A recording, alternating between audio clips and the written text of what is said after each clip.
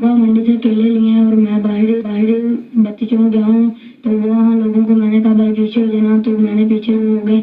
मैं आगे जाकर उन लोगों ने सारे मेरे केले छीन लिए। मैंने उनको कहा भाई ना करो, ये किसी के। उन लोगों ने नहीं मेरी बात सुनी, मैंने हटाने की कोशिश की, मैंने गद्दा रेडी भी बिगाई उन लोगों ने, लेकिन मेरी बात ना सुनी। मैं रोता हुआ घर आ गया। पापा ने पूछा क्या हुआ, मैंने कहा पापा जी इस तरह हुआ। पापा कहते कोई बात नहीं, अल्लाह और दे।